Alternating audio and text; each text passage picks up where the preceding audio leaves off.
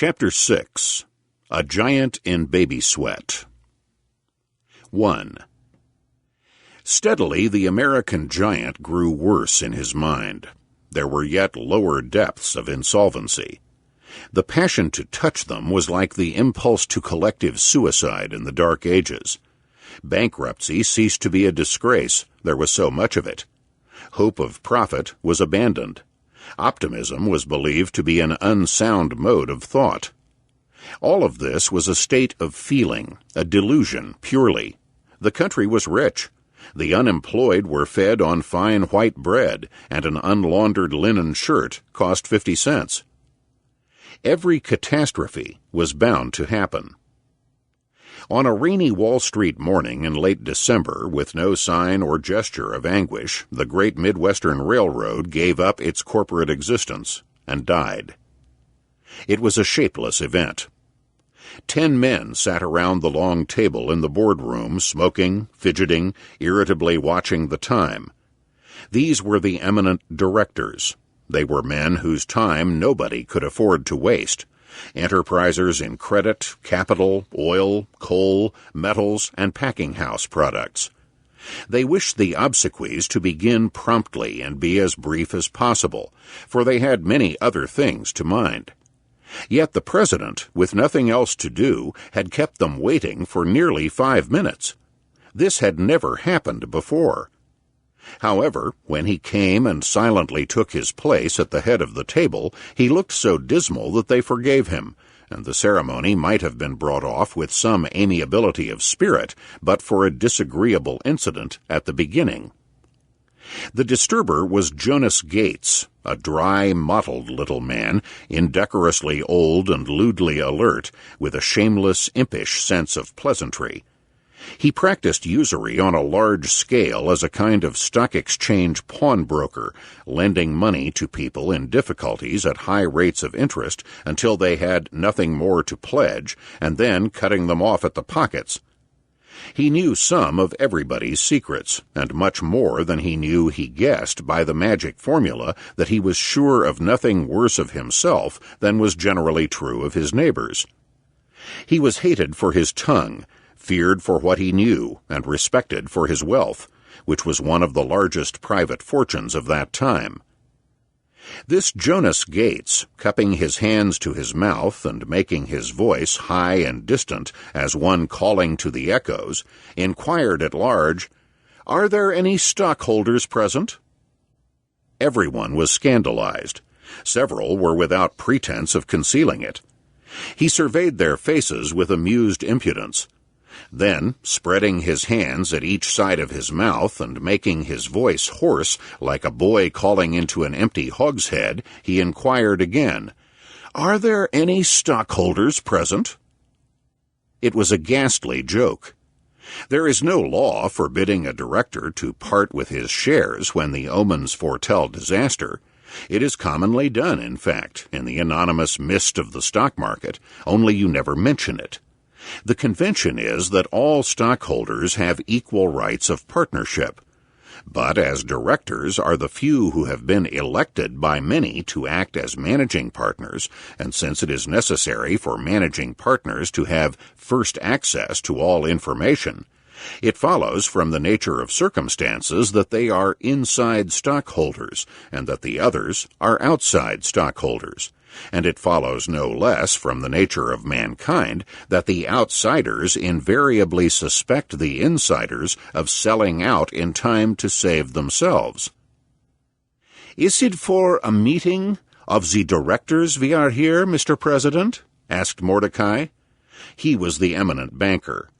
He spoke sweetly and lisped slightly, as he always did when annoyed. "This is a directors' meeting," said the president, adding, "The secretary will read the call." "Please God!" exclaimed Gates, not yet ready to be extinguished. "Put it on the record. I ask, are there any stockholders present?" No answer. Again I ask, are there any stockholders present? No answer. Great embarrassment. What is to be done? Idea. This is a directors' meeting. Bravo! Proceed. On with the stockholders' business. We are not stockholders. Therefore, we shall be able to transact their business impartially." There was a distraught silence. "Proceed," said Gates. "I shan't interrupt the services any more." What followed was brief. A resolution was offered and passed to the secretary to be read, setting out that owing to conditions which left the directors helpless and blameless, to wit, the depression of trade, the distrust of securities, the rapacity of the tax-gatherer, the harassment of carriers by government agencies, etc., the Great Midwestern was unable to pay its current debts. Wherefore, counsel should be instructed to carry out the formalities of putting the property in the hands of the court. "Is there any discussion?" asked the president. Horace Potter, of Oil, spoke for the first time. He was a sudden, ferocious man with enormous gray eyebrows and inflammable blue eyes. "Have a glance at Providence," he said. "We damn everything else. Say the crops are a disgrace. That's true, and it's nobody's fault here below." "Yes, that should go in," said the president. He took back the resolution, wrote into it with a short lead pencil the phrase, "and the failure of crops over a large part of the railroad's territory," and offered it to be read again. Everybody nodded. He called for the vote. The ayes were unanimous, and the aye of Jonas Gates was the loudest of all. With that, they rose. The boardroom had two doors. One was a service door opening into Harbinger's office. It was used only by the secretary and such other subordinate officials as might be summoned to attend a board meeting with records and data. The main door through which the directors came and went was the other one, opening into the president's office. Their way of normal exit, therefore, was through the president's office, through the anteroom where I worked, into the reception room beyond, and thence to the public corridor. As the president's private secretary, it was expected of me to see them out. Directly behind me on this occasion came Mordecai, like a biblical image, his arms stiff at his sides, the expression of his face remote and sacrificial. This was his normal aspect. Nevertheless, it seemed now particularly appropriate. A sacrifice had been performed upon the mysterious altar of solvency, and he alone had any solemnity about it. The others followed, helping each other a little with their coats, exchanging remarks, some laughing.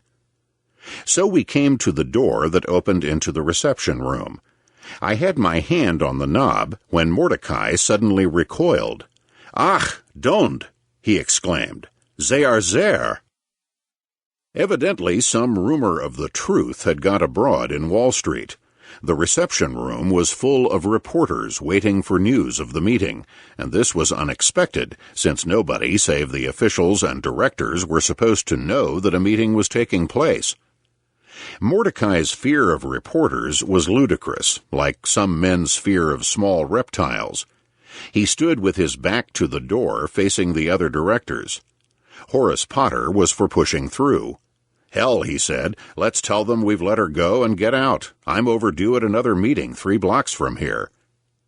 He could move through a crowd of clamorous reporters with the safety of an iceberg. "This way, all the gentlemen, please," said Mordecai, ignoring Potter's suggestion. He led them back to the president's office. He had remembered an unused, permanently bolted door that opened directly from the president's office upon the main corridor. His thought was to go that way and circumvent the reporters, but they had sensed that possibility. This point of exit also was besieged. "Ach," he said again, "they are everywhere. How is it they get the news?" Saying this, he looked at each of his fellow directors severely. Potter frowned, not for being looked at by Mordecai, but from impatience. "It is best that the president shall prepare a brief formal statement," said Mordecai. "We can wait in the boardroom. Then he will bring them for the statement in here. While he is reading it to them, we can, the other way, get out." "I can't wait," said Potter. He bolted into the reception room alone and banged the door behind him. The reporters instantly surrounded him, and we heard him say, "A statement is coming." The president turned to me and dictated as follows. Certain creditors of the Great Midwestern Railroad Company being about to apply to the court for a receiver to be appointed, the question to be decided at today's meeting of the directors was whether to borrow a sum of money on the company's unsecured notes at a high rate of interest, and thus temporize with its difficulties, or confess its inability to meet its obligations and allow the property to be placed in the hands of the court. After due consideration, the directors unanimously resolved to adopt the latter course in order that the assets may be conserved for the benefit of all parties concerned. Signed, John J. Valentine, President. Turning to the directors, who had been standing in a bored, formless group, he asked, "Does that cover it?" All of them gave assent, save Mordecai. He was gazing at the ceiling, his hands held out, pressing the tips of his fingers together. "It is very euphonious, Mr. Valentine," he said. "Conserved is a fine word, a very good word. It is unfair to the bankers, is it not, to speak of borrowing at high rates of interest money? Is it not already that the company has borrowed more money from its bankers than it can pay?" "Read it, please," said the president to me. I read it aloud. "Strike out the phrase, whether to borrow a sum of money on its unsecured notes at a high rate of interest, and make it read, the question to be decided at today's meeting of the directors was whether to temporize with its difficulties, or, and so on." Mordecai, still gazing at the ceiling, nodded with satisfaction. Then he returned to the plane below and led them back to the boardroom, waiting himself until they were all through and closing the door carefully. The reporters were admitted. We took care to get all of them in at one time, 20 or more, and held the doors open while the directors, passing through Harbinger's office, made their august escape. 2. When the reporters were gone, a stillness seemed to rise about us like an enveloping atmosphere. Receding events left phantom echoes in our ears. Valentine, having gazed for some time fixedly at a non-existent object, looked slowly about him, saying, "The corpse is gone." Then he went and stood in one of the west windows. I stood at the other. The rain had congealed. Snow was falling in that ominous, isolating way which produces in blond people a sense of friendly huddling, instinctive memory, perhaps, of a North time when contact meant warmth and security. It blotted out everything of the view beyond Trinity Church and graveyard. There was a surrounding impression of vertical gray plains in the windows, of which lights were beginning to appear, for it was suddenly dark. The Trinity chimes proclaimed in this vortex the hour of noon. "What day of the month is it?" he asked, clearing his voice after speaking. "The 18th. 20 years, lacking 2 days, I have been president of the Great Midwestern," he said. "In that time—" He stopped. Trinity chimes struck the 1/4 past. "How it snows," he said, turning from the window. "Well, you see what the railroad business is like. Shall I ask a place for you on one of the New York papers? I promised to do that, you remember, if anything should happen." "If you don't mind," I said, "I'll stay on here to clear things up a bit." "I expected you to say that," he said. "Still, don't be sentimental about it. Nobody can tell now what will happen. We shall be in the hands of the court. Well, as you like. I have an appointment to keep with counsel. I may not be back today." He departed abruptly. It occurred to me to go about the offices to see what effect the news was having. That would be something to do. Harbinger, leaning over his desk on his elbows, his head clutched in his 2 hands, was looking at 3 models of his stamping device. "How do they take it?" "Take what?" he asked, not looking up. "The news." "Oh, that. I don't know. Go ask them yourself." John Harrier was sitting precisely as I saw him that first time, perfectly still, staring at an empty desk. "Well, it appears we are busted," I said. "We've been busted for about 9 months," he answered, without moving his head. "But now 2 and 2 make 4 again. Thank God, I say. I couldn't make her look solvent any longer. Arithmetic wouldn't stand it, and it stands a lot." In the large back office, the clerks were gathered in small groups discussing it. Work was suspended. "Hey," shouted Handbow, "we're going to celebrate tonight. A little dinner with at the Café Boulevard. Will you come?" The reckless spirit of calamity was catching. I felt it. Even the shabby old furniture took on an irresponsible vagabond appearance. Solvency, like a scolding, ailing, virtuous wife, was dead and buried. Nobody could help it. Now anything might happen. The moment was full of excitement. There was no boy in the reception room. I sat down at my desk, got up, took a turn about the president's office, and was thinking I should lock up the place and go out to lunch when I happened to notice that the boardroom door was ajar. In the act of closing it, I was startled by the sight of a solitary figure at the head of the long director's table. Though his back was to me, I recognized him at once. It was Galt.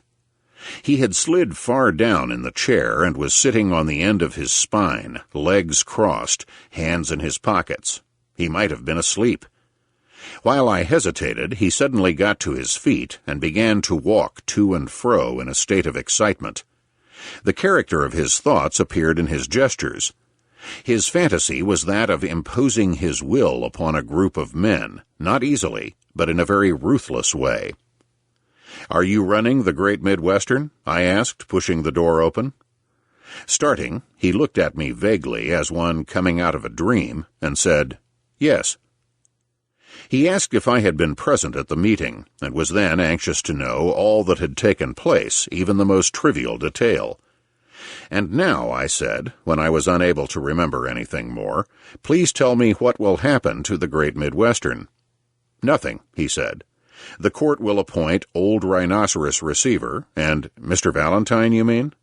"That's customary and friendly proceedings," he said. "Anyhow, it will be so in this case. The court takes charge of the property as trustee with arbitrary powers. It can't run the railroad. It must get somebody to do that. So it looks around a bit and decides that the president is the very man. He is hired for the job. The next day he comes back to his old desk with the title of receiver. All essential employees are retained, and you go on as before, only without any directors' meetings." "How as before? I don't understand." "That's the point, Coxey. You can't shut up a busted railroad like a delicatessen shop. Bankrupt or not, it has to go on hauling freight and passengers because it's what we call a public utility. A railroad may go bust, but it can't stop." "Then what is a receivership for?" "That's another point. You are getting now some practical economics, not like the stuff old Pollywoggle has been filling you up with. The difference is this. When you are bankrupt, you put yourself in the hands of the court for self-protection. Then your creditors can't worry you anymore. A railroad in receivership doesn't have to pay what it owes, but everybody who owes it money has got to pay up because the court says so. It goes along that way for a few months or a year, paying nothing and getting paid until it shows a little new fat around its bones and is fit to be reorganized." "What happens then?" "Well, then it is purged of sin and gets born again with a new name. The old Great Midwestern Railroad Company becomes the new Great Midwestern Railway Company, issues some new securities on the difference between road and way, and sets out on its own once more. The receiver is discharged. The stockholders elect a president, maybe the same one as before, or maybe not, and the directors begin to hold meetings again. 3. The stock exchange received the news calmly. It was not unexpected. The directors, as we knew, had been getting out. They read the signs correctly. Under their selling, the price of Great Midwestern stock had fallen to $1.50 a share. For a stock the par value of which is $100, that is a quotation of despair. Nothing much more could happen short of utter extinction. Many of the finest railroads in the country were in the same defunct case. You could buy them for less than the junk value of their rails and equipment. But if you owned them, you could not sell them for junk. You had to work them, because, as Galt said, they were public utilities, and they worked at a loss. It happened also on this day that everyone was thinking of something else. That was nothing less than the imminent bankruptcy of the United States Treasury. This delirious event now seemed inevitable. For several weeks, uninterruptedly, there had been a run on the government's gold fund. People were frantic to exchange white money for gold. They waited in a writhing line that kept its insatiable head inside the doors of the sub-treasury. Its body flowed down the long steps, lay along the north side of Wall Street, and terminated in a wriggling tail around the corner in William Street, 5 minutes' walk away. It moved steadily forward by successive movements of contraction and elongation. Each day at 3 o'clock the sub-treasury, slamming its doors, cut off the monster's head. Each morning at 10 o'clock there was a new and hungrier head, waiting to push its way in the instant the doors opened. Its food was gold and nothing else, for it lived there night and day. The particles might change, its total character was always the same. Greed and fear were the integrating principles. Human beings were the helpless cells. It grew. Steadily it ate its way deeper into the nation's gold reserve, and there was no controlling it, for Congress had said that white money and gold were of equal value and could not believe it was not so. The paying tellers worked very slowly to gain time. The spectacle was weirdly fascinating. I had been going every day at lunchtime to see it. This day, the spectators were more numerous than usual. The street was congested with them, because the officers of the sub-treasury had just telegraphed to Washington saying they could hold out only a few hours more. That meant the gold was nearly gone.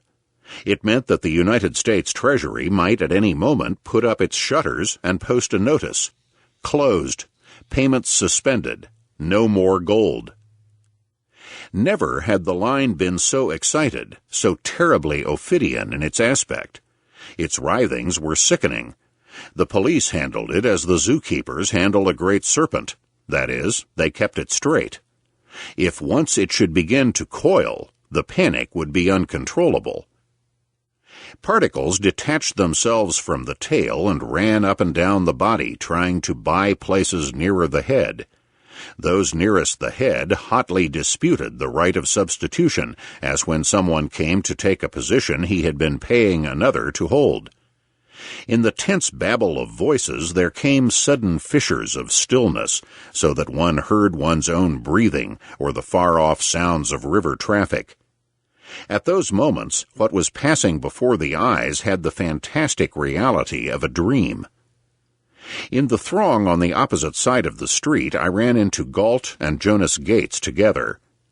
Later, it occurred to me that I had never before seen Galt with any director of the Great Midwestern, and it surprised me particularly as an afterthought that he should know Gates. Just then, however, there was no thinking of anything but the drama in view. Everyone talked to everyone else under the leveling pressure of mass excitement. "Have you heard?" I asked Galt. "The sub-treasury has notified Washington that it cannot hold out. It may suspend at any moment." "I suppose, then, 80 million healthy people will have nothing to eat, nothing to wear, no place to go, nothing to do with their idle hands. We'll all go to hell in a handbasket." He spoke loudly. Many faces turned toward us. A very tall, lean man with a wild light in his eyes and a convulsive turkey neck laid a hand on Galt's arm. "Right you are, my friend, if I understand your remark. We are about to witness the dawn of a new era. I have proved it. In this little pamphlet, entitled The Crime of Money, 30 Reasons Why It Should Be Abolished on Earth, I show—" "Don't jingle your Adam's apple at me," said Galt, giving him a look of droll contempt. The man was struck dumb. Feeling all eyes focused on the exaggerated object thus caricatured in one astonishing stroke, he began to gulp uncontrollably. There were shouts of hysterical laughter. In the confusion, Galt disappeared, dragging Gates with him. The sub-treasury held out until 3 o'clock and closed its doors once more in a solvent manner, probably for the last time. Everybody believed it would capitulate to the Ophidian thing the next day. There was no escape. Events were in the lap of despair.